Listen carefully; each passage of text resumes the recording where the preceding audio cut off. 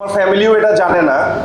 এই সিরিজটা যখন হয় আমরা 3 ভাই, আমার পরে 2টা যমজ ভাই আছে, ওদের হচ্ছে বিয়ে চলতেছিল, দুইজনেরই 2 দিন আগে পরে।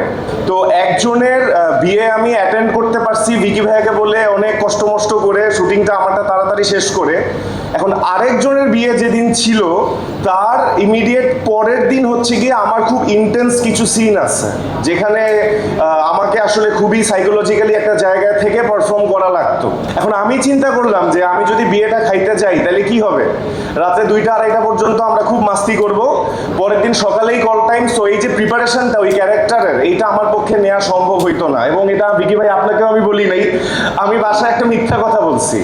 আমি বাসায় বলছি যে আমার ওই দিনই শুটিং, ঠিক আছে, যেন আমি আসলে রাতভর একটু প্রিপারেশন নিতে পারি, কারণ পরের দিন একটা খুবই মানে মেন্টালি একটা জায়গা থেকে অ্যাক্টিং করতে হইতো যেটা আসলে খুশি মনে করা যাইতো না। তো এই ভিডিওটা যখন আমার বাসায় যাবে আমার ছোট ভাইরা খুবই আমার উপর রাগ হবে, বাট যখন সিরিজটা ওরা দেখবে তখন খুশি হবে যে ভাইয়া বোধহয় এই জন্যই বিয়েতে আসেন। So once again thank you everyone for being over here, এবং আমাদের কাজটা অবশ্যই দেখবেন এবং অবশ্যই আম জনতার কাছে, দর্শকের কাছে যেন কাজটা পৌঁছায় যায় খুবই পজিটিভলি, যেন আরো ভালো কাজ আমরা সামনে গিফট দিতে পারি। সো হ্যাঁ, থ্যাংক ইউ সো মাচ।